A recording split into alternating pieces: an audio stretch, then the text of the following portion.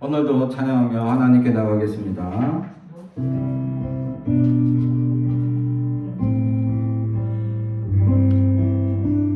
주를 위한 이곳에 예배하는 자를 찾으시는 하나님의 사람들이 되길 주님의 이름으로 축복합니다. 주를 위한 이곳에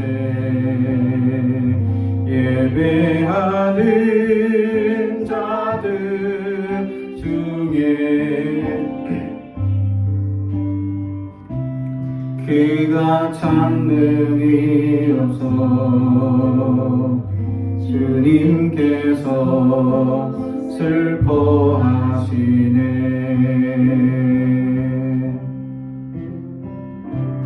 주님이 찾으시는 그 한 사람 그 예배자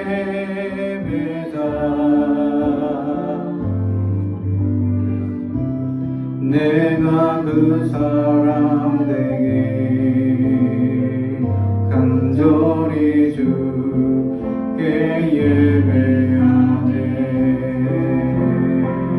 주 은혜요 이곳에 서 있네. 주 임재에 엎드려 절하네. 그 어느 것도 난 필요 없네. 주님만 경배해.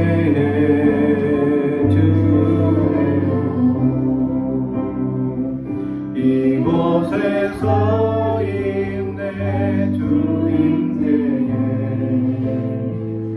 엎드려 절하네. 그 어느 것도 난 필요 없네. 주님만 경배해.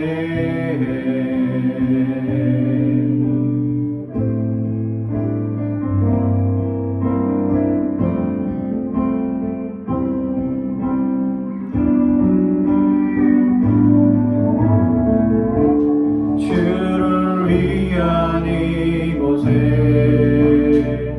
예배하는 자들 중에 그가 참는이 없어 주님께서 슬퍼하시네.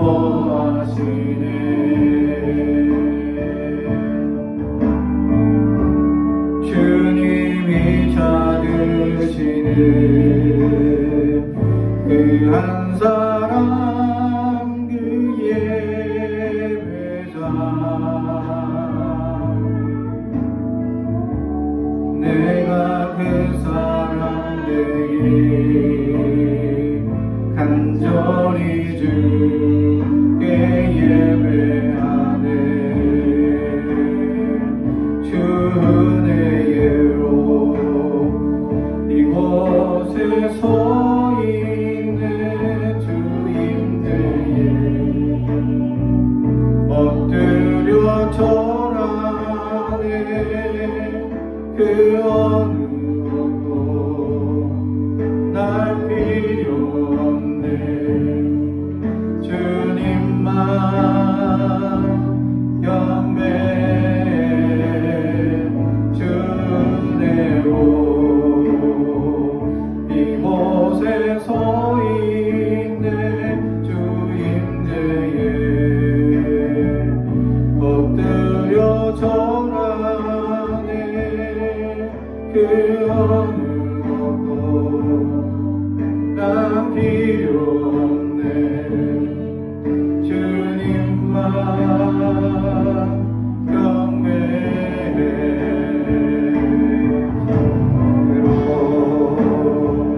이곳에 서 있네. 주 임재에 엎드려 절하네. 그 어느 것도 난 필요 없네. 주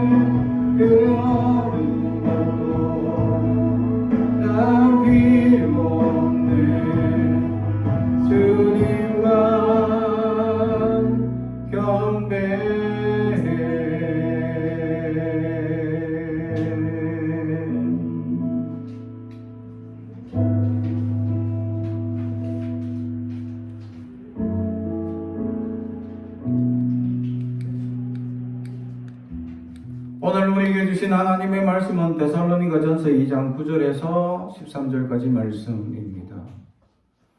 데살로니가전서 2장 9절에서 13절 말씀, 하나님의 말씀을 봉독하겠습니다. 하나님의 말씀을 경청해 주시기 바랍니다.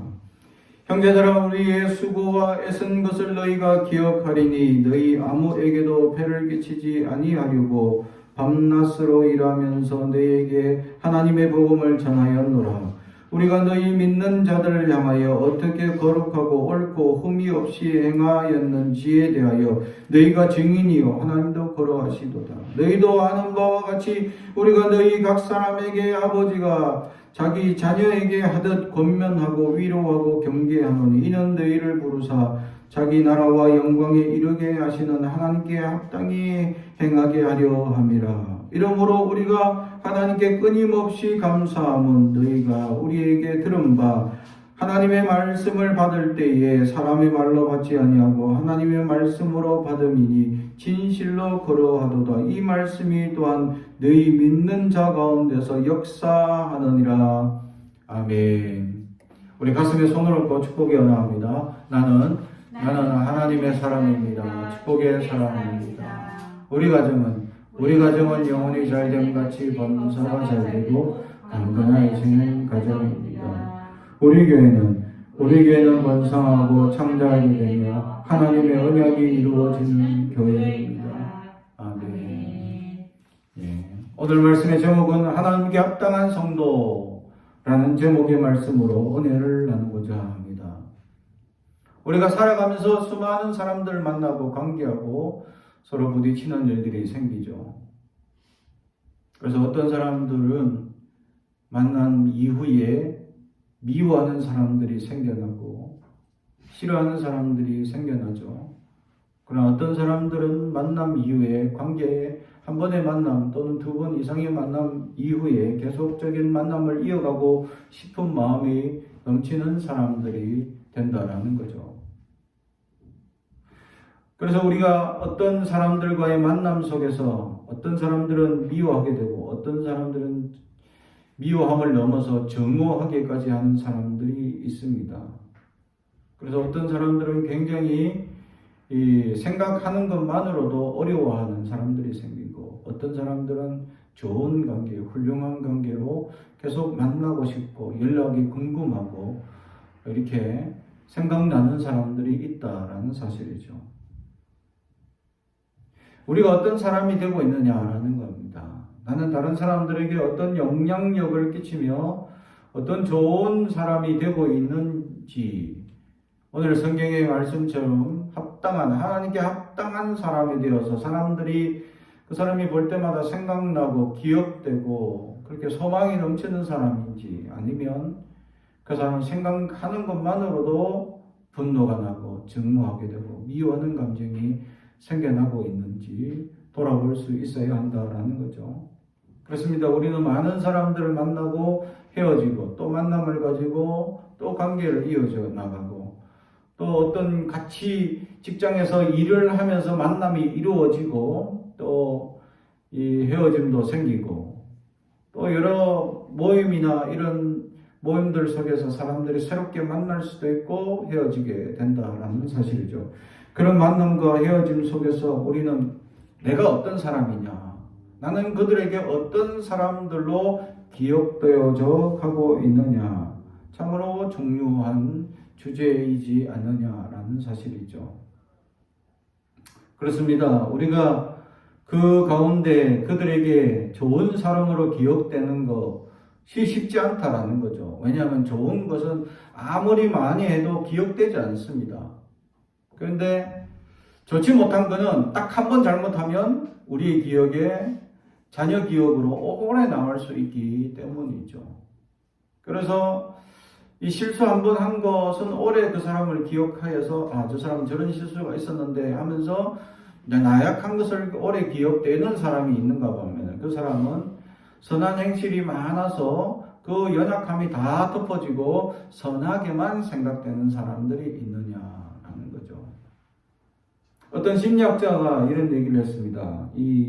자기 부모님이 돌아가셨는데 부모님과의 관계가 그렇게 썩 좋지 않았다는 겁니다.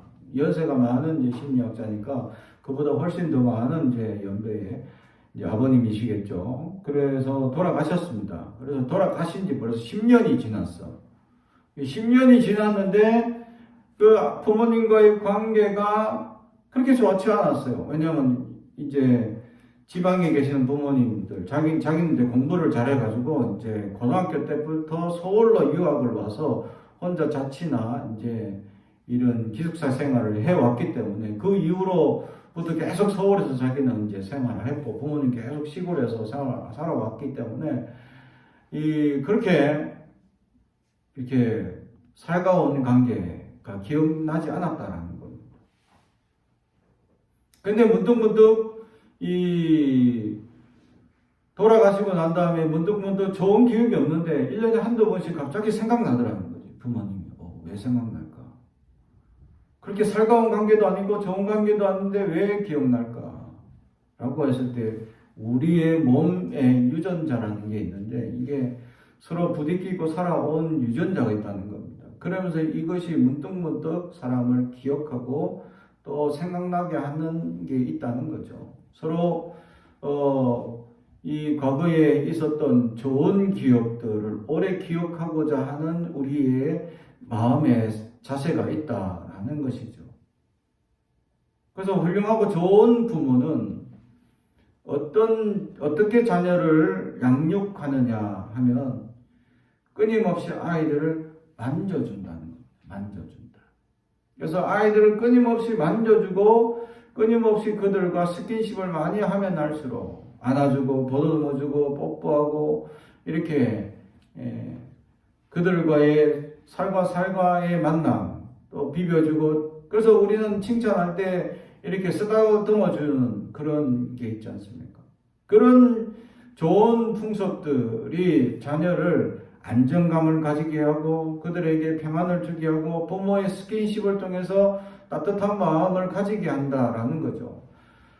우리 아이들이 불안하고 우리 아이들이 초조하고 또 우리 아이들이 어떤 이제 밖에적 외부적 요인에 의해서 어떤 불안감이 확대되어 있더라도 그 아이를 진정하는 것은 엄마의 품속에 딱 들어가면 모든 게 해결됩니다.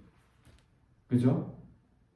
그래서 이제 이 불안한 요소가 많은 아이일수록 더욱더 엄마의 품속을 막 비벼 들어가는 아이들이 있습니다. 정말 괴로울 정도로 힘들 정도로 그냥 팍 파고드는 아이들이 있죠. 근데 그 엄마 그렇게 막 함부로 행동하고 소리 지르고 난리치는 아이도 엄마의 품속에만 들어오면 얌전해지죠.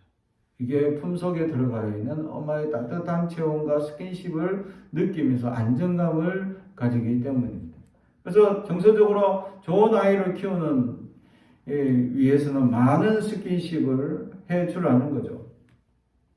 그래서 그렇게 자란 아이들은 안정감을 가지고 이렇게 독립을 해도 잘 성장해서 살 수 있다라는 겁니다. 근데 이제 문제는 뭐냐면 역으로 장성한 자녀들이 부모님한테 어떻게 효를 다할 수 있을까? 그 반대로 하면 됩니다. 자녀들이 부모님에게 이제 스킨십으로 안정감을 주면 된다라는 거. 다른 말로 하면 뭐라고? 그냥 이제 연세 드셔서 여기저기 고장난 데 많습니다. 그런데 가서 이제 주물러 주면 됩니다. 주물러 주면. 그러면 이 관계의 연속성이 이어져서 이 부모님 입장에서 자녀가 나를 만져줌을 통해서 위로를 받는다는 것. 부모들이. 연세 많은 부모들이 자녀들의 만져줌, 주물러줌 이런 것들을 통해서 안정감과 만족을 얻을 수 있다라는 거죠. 그래서 세상의 어려운 문제들, 좀 걱정과 근심들이 자녀의 만져줌을 통해서 굉장한 위로를 받는다라는 겁니다. 더 큰 위로는 뭐냐면 손자 손녀들을 만져주는. 사실 손자 손녀들이 손과 팔에 힘이 있습니까? 주물러 줘봐야 뭐 이게 시원합니까? 전혀 안 시원. 근데 만져준다는 것 자체만으로도 사람은 안정함을 얻죠. 그래서 어떤 사람들은 사람이 만져주지 않으니까 짐승을 통해서 위로를 받는 사람들이 있습니다. 그죠? 특히 고양이들이 기분 좋으면 이게 사람들한테 꾹꾹이를 잘합니다. 이렇게 유튜브를 보면 이렇게 고양이들이 이렇게 사람들에게 꾹꾹이 이렇게 쭉쭉 기분 좋으면 그런 마치 안마하듯이 눌러주는 모습들이 있습니다. 그런 걸 위로받기 위해서 이런 짐승들을 키우면서 애견을 통해서 또 애견이나 애묘나 이런 이제 것을 통해서 대신 위로받으려고 한다. 대신 만지고 대신 스킨십하고 대신 대리만족으로. 그래서 저 같은 경우에 깜짝 놀라는 경우가 있습니다. 유모차가 하나 지나가길래 아기가 갔다고 막 귀여워. 제가 아기를 좋아하니까 막 가서 이제 보려고 막 하는데 애가 아니었어. 강아지가 그것도 진짜 아기처럼 이렇게 뭘 씌워가지고 뭐 완전 옷도 이렇게 아기처럼 입혀놓고 거기 딱 그것도 누워 계셔. 팔자 좋게. 와, 깜짝 놀랐습니다. 그죠?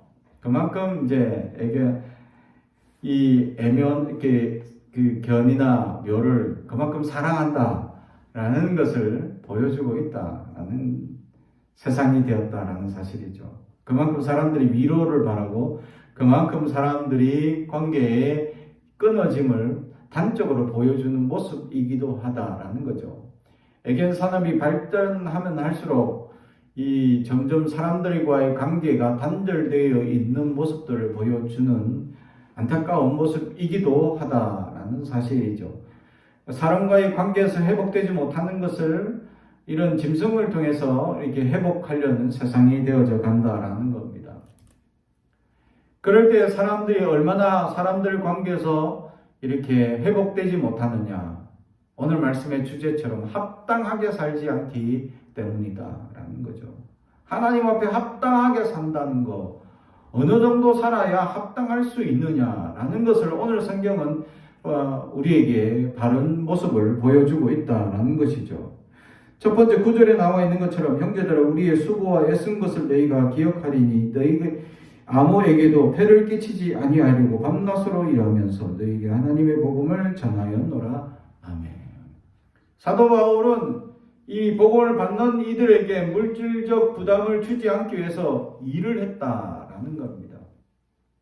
우리가 잘 알다시피 사도 바울은 장막 만드는 이런 제작 기술자 자격이 있었던 것 같아요. 그런 기술을 배웠던 것 같고 실제로 그 시대 중상층 상업을 주로 하던 이 사람들 중에는 2세 자녀들에게 자기가 하는 이 사업 분야에 있어서의 이 기술을 이 어릴 때부터 훈련시키거나 준비시켜 왔다라는 거죠. 나중에 장성했을 때 스스로 자기의 삶을 개척할 수 있도록 그런 것들을 가르쳤다라는 겁니다.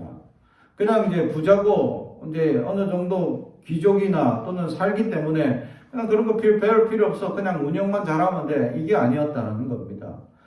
어느 정도 기술을 가져서 스스로 일을 할 수 있는 재능이 있어야 한다. 어디를 가거나 어디에 어려움이 있을 때 그 기술을 가지고 이제 살아남을 수 있는 이런 기술을 꼭 가르쳤다. 귀족들이나 또 부자들이나 자녀들을 항상 그렇게 교육시켰다라는 거죠. 사도 바울은 사실 좋은 집에서 태어났습니다. 그래서 좀 편한 삶을 살았죠. 그리고 유학까지 보냄을 받았죠. 가말리엘 학파라고 여기면 그 시대의 당대 두 유대인의 큰 이 학파 중에 하나였죠. 그 학파에서 공부를 한 그에게 이 엄청난 학벌적 위치와 또 부모님으로부터 있는 이 여러 가지 재산적 위치가 다 있을 것이다라는 것이죠. 그럼에도 불구하고 그는 그런 것들을 다 배설물로 여긴다라고 하며 오직 하나님의 십자가만 바라보고 쫓아가는 인생이 되겠다라고 결단하고 있는 모습을 보게 된다라는 것이죠. 그러면서 그가 복음을 받는 이들에게 부담을 주지 않기 위해서 자기는 자기 스스로 일을 했다라고 오늘 성경 고백합니다. 실제로 이 시대에만 에도 많은 사람들이, 특히 거짓 교사들이 일어나서 내가 좋은 말씀을 가르칠 때니까 먹는 거, 입는 거, 또는 생활하는 거, 자는 거, 모든 것을 책임지라는 거죠. 원래 유대인의 법에 그게 있었습니다. 그 가르치는 자에게 합당하게 대접하게 되어져 있었다는 거죠. 근데 거짓 선지자와 참된 선지자의 차이점이 뭐냐면, 거짓 선지자는 그냥 달라고 요구를 합니다. 강압적으로. 그리고 많은 것들을 요구합니다. 그러나 참된 선생들, 랍비들의 경우는 주는 것만으로도 만족합니다. 안 줘도 괜찮고 주면 감사하고. 그래서 더욱이 더 좋은 선생은 뭐냐? 사도 바울처럼 아예 거부를 하죠. 아예 받지를 않는 겁니다. 실제로 사도 바울은 데살로니가 교회뿐만 아니라 고린도 교회도 일체 그들에게 요구하지 않았다라는 거죠. 그런데도 불구하고 그렇게 그는 사람들에게 부담을 주지 않는 사람으로 살고 있었다라는 것입니다. 그러면서 그는 이 두 번째 요소인 우리가 너희 믿는 자들 향하여 어떻게 거룩하고 흠없고 흠이 없이 행하는지에 대하여 너희가 증인이요 하나님도 그러하시도다. 아멘. 두 번째는 그들 앞에 일을 하는데 어떤 모습으로 일을 했냐라는 거죠. 거룩하고 옳고 흠이 없게 행했다라는 겁니다. 거룩하다라는 이 단어, 히브리어로는 오시오스라는 말인데, 이게 원래는 도덕적으로 흠이 없다라는 뜻입니다. 원래 우리가 아는 거룩하다라는 히브리어는 하기오스라는 말이 있습니다, 따로. 근데 이 단어는 오시오스라는 말로 사용되면서 도덕적으로 깨끗하다라는 의미.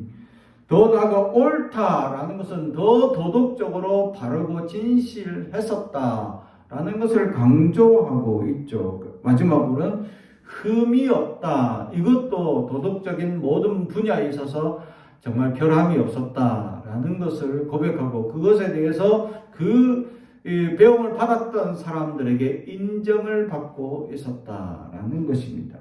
그렇습니다. 사도 바울은 이 말씀을 가르치는 데 있어서 도덕적인 부분에 있어서 완전 무결했던 사람이다. 그것을 사람들과 하나님 앞에서 정인을 세울 만큼 자신 있었다라고 큰 소리를 치고 있다라는 것이죠. 왜 이렇게 도덕적인 높은 수준을 자기는 유지해야 했었냐라는 것을 생각할 때 반대적인 부분이 있습니다. 다른 말로 하면 분명히 말씀을 가르치는 이들 중에는 도덕적으로 완전하지 못한 사람들이 있었기 때문입니다. 세상적 유희를 즐기는 사람들, 그리고 시대적으로 이 시대는 이 헬라 문화가 아주 발전할 초기 시대, 그리고 우상과 이런 것들이 발전하는 시대 입장에서 이런 이 사회적 문란이나 또 로마 시대가 왜 스스로 자멸을 했는지 우리가 잘 알다시피 그런 성적 문란함과 아주 잔인함, 이런 것들로 스스로 자멸을 하게 되는 이런 상황들을 봤을 때 시대적 배경으로 지금 시대는 문란함이 넘치는 시대였다라는 사실이죠. 공중목욕탕이라는 유명한, 우리가 로마 시대의 유물을 잘 알다시피 그때 남녀 혼탕이었다는 거죠. 그곳에서는 그냥 귀족 부인과 귀족 남자들이 그곳에서 목욕을 하는 것이 아니라 친교의 자리, 말이 좋아서 친교지 그냥 외도하는 장소였다라는 것입니다.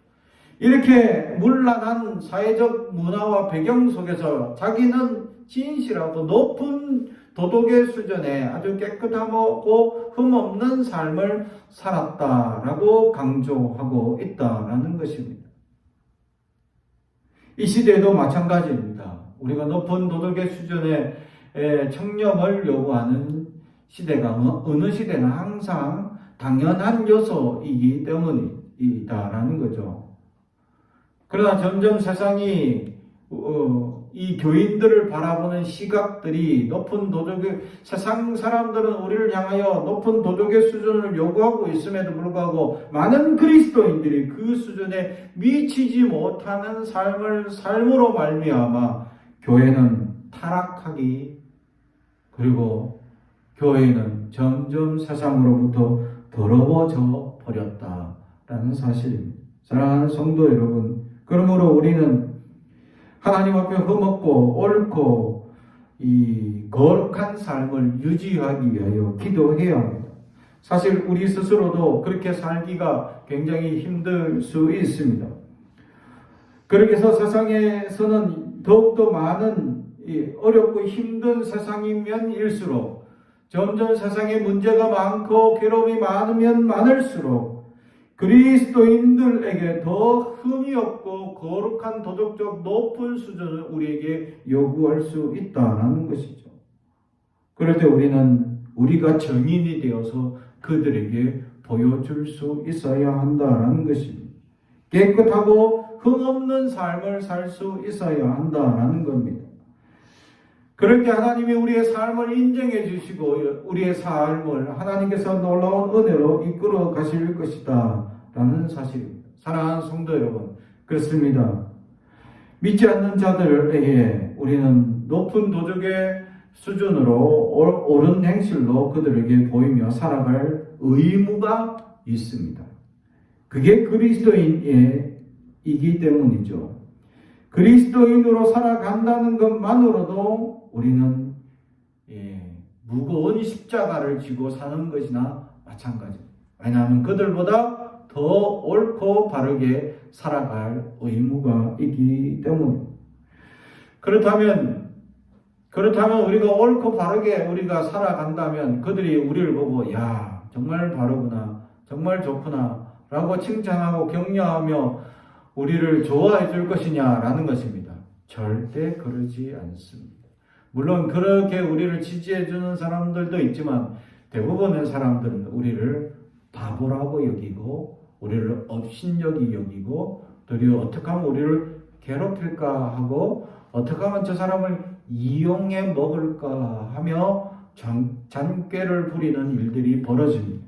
그로 말미암아 그리스도인들은 괴로움을 더 많이 당할 수도 있습니다. 그래서 세상 사람들은 내가 예수 믿습니다, 그리스도인이다 하면 기본적으로 높은 도덕성을 유지할 거니까 이 사람에게 곤란하고 어려운 일만 맡기려 하는 그런 욕망이 휩싸이는 세상 사람들이 있을 수 있다. 그래서 그리스도인들은 평안하지 못하고 늘 어렵고 괴로움을 당할 수 있다는 거죠. 전에도 한번 말씀드렸듯이 어느 성도가 교회에서 간증을 하는데 그 간증하는 그 본인이 누구냐 하면 전에 직장, 지금은 그 직장을 그만뒀죠. 왜냐하면 그 일 때문에 자신이 너무 괴로웠기 때문입니다. 자기는 이제 그 회사에서 과장의 일을 하고 있었죠. 누가 다 아는 이쪽의 기업이었습니다. 그래서 아주 큰 기업이기 때문에 굉장히 이제 열심히 일을 하면 또 거기에서 그만큼 이 많은 보장과 혜택이 주어지기 때문에 열심히 일하는 것이 당연하게 여겼습니다. 그때 많은 사람들이 자기에게 다가와서 이 잠시 휴식을 또는 월차라든가 또는 뭐 여러 가지 휴가를 내기 위해서 다가온다는 거죠. 그래서 이런 사유로 해서 월차를 낸다든지 뭐 여러 가지 임시 휴직을 하려 하는 사람들의 내용을 쭉 살펴봅니다. 그러면 정말 짙게 부모님이 돌아가시는 일 빼고는 다 캔슬시킵니다. 결혼식, 뭐 돌잔치, 온갖 사유를 가지고 다 이렇게 월차나 일차를 내기 위해서 막 이렇게 휴가증을 사유를 올렸죠. 근데 그 가장으로 있던 그 입장에서는 다 캔슬시킵니다. 근데 제일 말 안 듣고 제일 힘든 사람들이 누구냐? 예수 믿는 사람들. 특히 이번 주일날 일해야 됩니다 하고 선포를 했는데 그 사람들이 쭉 다가와가지고 저희들은 예배드려서 못합니다 하고 이 교회 가야 된다는 사유, 다른 사유도 없어. 그런 교회 가야 합니다 하고 이렇게 그 주일날 일을 못합니다 하고 휴직을 하는 친구들, 그 휴직계를 보면 다른 사람들은 그냥 안 돼 하고 그냥 막 그냥 자르는 것으로 멈췄는데, 이 사람들은 딱 이런 휴직계를 들고 인간적 모독과 함께 온갖 쌍욕을 그들에게 날리면서 또 일부러 더 사람들이 많은 이제 이 사무실에 사람들이 있으니까 더 큰 소리로 아무 생각도 없고 아무 개념도 없고 아무런 이제 바보 취급 그 이하의 사람으로 취급하며 인격 모독은 말로 할 수 없는 모독의 요소들을 다 가져와서 모독을 하고 온갖 그 사람이 치욕을 받을 수 있는 온갖 요소들을 다 가져와서 그 사람에게 비방을 하며 사람들에게 큰소리하며 이런 인간이 어디 있냐 하면서 막 욕을 하면서 캔슬을 시키는데 안 간다는 거죠. 그러니까 안 가니까 더 막 욕을 하고 끝까지 막 했다는 겁니다. 그런 온갖 모욕을 주는데도 또 오더라는 거예요. 그 사람들은 예배를 드리러 가야 된다고. 그래서 자기가 그 직장 생활에 있으면 다른 사람들은 뭐 다 그냥 한번 캔슬하면 알겠습니다 하고 다 돌아가는데, 예수 믿는 사람들 예배 그게 뭔데? 내가 인격적 모독하고 사람들한테 그렇게 비난을 했음에도 불구하고 계속 찾아와서 그렇게 또 비난을 받을 것을 알면서도 그들은 휴직을 요청하더라는 거죠. 그래서 그래, 비난을 듣기 위해서 왔구나 하고 더 많은 비난을 던져주고 더 많은 세상에 정말 말할 수 없는 욕을 다 포함해가지고 막 사람들이 들으라고 그 사람한테 아주 비참하게 만들기 위하여 욕을 퍼붓고 큰 소리를 쳤다는 거예요. 그러면서 그 사람은 이 간증을 하면서 바로 회개하기 시작합니다.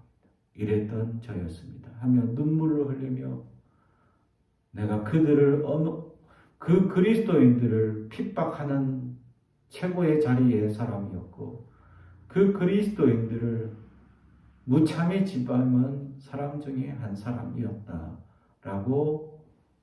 회개하며 눈물로 간증하는 모습을 보게 됩니다. 세상은 그렇죠. 자기들의 욕구, 자기들의 성취를 위해서 사람들의 희생을 강요합니다. 그래서 많은 희생들을 치르며 사람들은 성공의 자리로 나아가기 위해서 헌신하죠. 그렇다고 해서 그 희생을 치른 것만큼 그렇게 보상해 주냐? 사실은 그렇게 보상이 따라오지는 않습니다. 일한 그날만큼의 보수면 충분하다 하고 회사는 치부해 버리는 게 실제입니다.